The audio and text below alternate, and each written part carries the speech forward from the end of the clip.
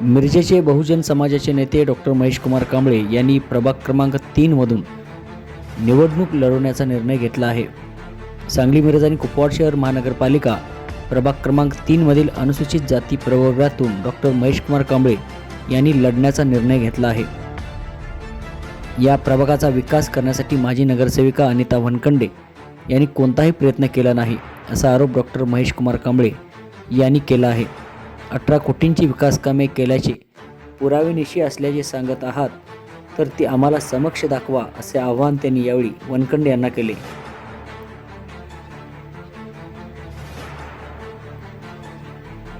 आज डॉक्टर महेश कुमार कांबळे यांनी पत्रकार परिषद घेऊन कोणत्याही पक्षाकडून उमेदवारी मिळो अगर ना मिळो प्रभाग क्रमांक 3 मधून लढणारच असा इशारा त्यांनी पत्रकार परिषदेमध्ये बोलताना दिलाय।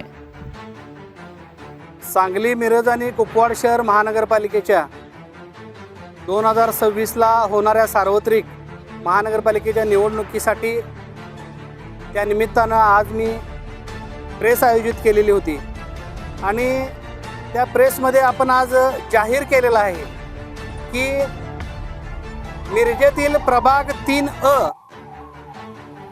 हा जो अनुसूचित जाती प्रवर्गासाठी राखीव जो मतदारसंघ आहे त्या प्रभाग 3A मधून मी स्वतः डॉक्टर महेश कुमार कांबळे निवडणूक लढणार आहे आणि कोणत्याही परिस्थितीत निवडणूक लढणार आहे अशा पद्धतीची घोषणा मी आज करतोय। याचं कारण असं की प्रभाग 3 मध्ये सुधारित खेड्यासारखी अवस्था ह्या माजी अनुसूचित जाती प्रवर्गातून निवडून आलेल्या नगरसेवकांनी केलेली आहे।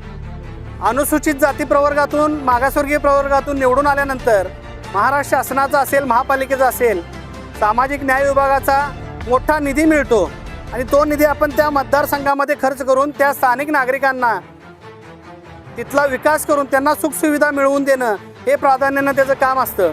पण माजी नगरसेविका सौ अनिता मोहन वनखंडे यांनी या प्रभाग 3 मध्ये 18 कोटींची कामं आम्ही केलेली आहेत अशी आमच्याकडे पुराव्याची कागद आहेत असं ते सांगत फिरत आहेत। मला त्यांना एक खुलं आव्हान द्यायचं आहे की तुम्ही 18 कोटीची जी विकास कामं केलेली आहात त्या प्रत्येक पूर्ण झालेल्या कामावर तुम्ही मला स्वतः घेऊन चला। ते काम तुम्ही केलं आहे का नाही, कशा दर्जाचं केलं आहे ह्याचं मला पाहणी करू दे आणि मला राहू दे प्रभागातल्या एक 20भर नागरिकांना घेऊन तुम्ही त्यांना तरी कामं दाखवा की 18 कोटी रुपये खर्च केला आहे। जनतेची दिशाभूल करण्याचं या वनखंडे कुटुंबानं सोडावं, कारण सुरेश खाडेंच्या उपकारानं 15 वर्ष तुम्ही PA म्हणून राहिला, त्या जीवावर तुम्ही तुमची आर्थिक प्रगती केली। तुमचं स्वतःचं काही अस्तित्व नसताना तुम्ही एक शिक्षक म्हणून विद्या मंदिरमध्ये काम करत होता, तिथून PA झाला आणि तिथून तुमची आर्थिक प्रगती झाली। त्यामुळं तुम्ही तुमचा मुलगा सोन्याचा चमचा घेऊन तोंडात जन्माला आलेला आहे, त्या मुलाला तुम्ही लॉन्च करण्याचा सागर वनखंडेला लॉन्च करण्याचा प्रयत्न करताय। पण मला एक सांगायचं आहे की माझ्यासारखा चळवळीतनं शून्यातून गरीब परिस्थितीतून वर आलेला एखादा सामाजिक कार्यकर्ता जर गरिबांच्या अडचणी जाणून घेऊन काम करणार असेल तर निश्चित त्या प्रभाग 3ची जनता ही माझ्यासारख्या धाडसी अभ्यासू आणि गल्लीवरून दिल्लीपर्यंत अभ्यास ज्ञान असणारा एखादा चांगला नगरसेवक निवडून देण्यासाठी मागं पुढं बघणार नाही। तसंच माझं सुरेश खाडे या मिरजेचे आमदार आहेत, माजी पालकमंत्री आहेत, यांना एक खुलं आव्हान आहे की सुरेश खाडेंच्यात खरोखरच जर हिंमत असेल तर प्रभाग 3 मध्ये माझ्या विरोधात त्यांनी त्यांचा मुलगा उभं करून दाखवावा। माझ्या विरोधात उभं करायचं नसेल तर सागर वनखंडे तिथं उभं राहणार आहेत, त्यांच्या विरोधात उभं करून दाखवावा असं मी जाहीर आव्हान देतो। मला या प्रभागाचा विकास करायचा आहे। आता यांच्यावर मला काही टीका करत बसायची नाही। त्या प्रभागामध्ये जेवढ्या महापालिकेच्या शाळा आहेत, उर्दू असतील मराठी असतील, त्या सर्व शाळा मला सुसज्ज करून त्या मुलांना मोफत शिक्षण उपलब्ध करून द्यायचं आहे। प्रभाग 3च्या विस्तारित भागामध्ये ड्रेनेज, पिण्याचं मुबलक पाणी, रस्ते ह्या सुखसुविधा उपलब्ध प्राधान्यानं करून द्यायच्या आहेत। या प्रभाग 3 मध्ये एखादं मल्टी स्पेशालिटी हॉस्पिटल आपल्याला उभं करायचं आहे। प्रभाग 3च्या पंढरपूर रोडच्या मगदुममाळा भागामध्ये तिथं साधा दवाखाना नाही, तिथं आरोग्यवर्धिनीखाली एक दवाखाना आपल्याला उभा करायचा आहे। प्रभाग 3मध्ये जेवढे ओपन स्पेस आहेत त्या ओपन स्पेसमध्ये क्रीडांगणं नाहीत. आज अखेर उद्यानं बनवली गेली नाहीत. वृद्धांसाठी विरंगुळा केंद्र बनवलं गेलं नाही. मुलांसाठी कुठलंही एखादं छोटं उद्यान विकसित केलं गेलं नाही. वॉकिंग ट्रॅक नाही, महिलांसाठी वॉकिंग ट्रॅक नाही, व्यायामाचं कुठं जाण्यासाठी ठिकाण नाही. या सर्व आपण मग क्रीडांगण असेल, व्यायामशाळा असेल, परत आपल्याला जी काही विरंगुळा केंद्र असतील त्या प्रभागामध्ये आपण निर्माण करण्याचा आपण आपला एक मानस ठेवलेला आहे.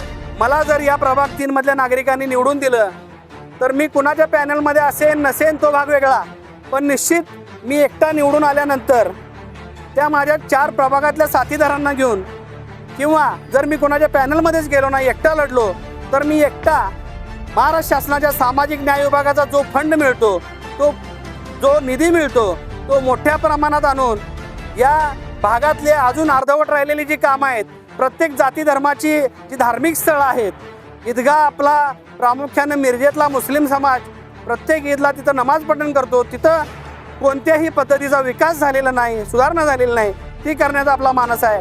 मग आपले चर्च असतील, बौद्ध विहार असतील, सगळी मंदिरं असतील, या सगळ्यांना आपण निधी उपलब्ध करून त्यांची सुधारणा करून विकास करण्याचा मानस आपल्याला आहे.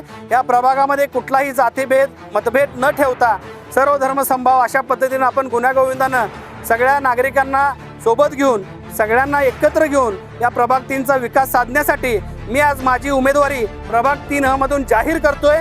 कोणत्याही पक्षानं मला उमेदवारी दिली, अगर नाही दिली तरी मी प्रभाग 3 मधून अनुसूचित जाती प्रवर्गातून निवडणूक लढणार, हे मी आज जाहीर करतो.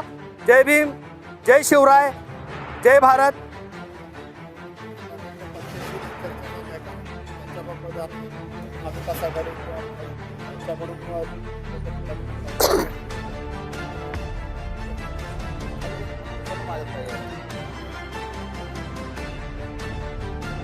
वेगवेगळ्या राजकीय पक्षांची उमेदवारी संदर्भात चर्चा सुरू आहे.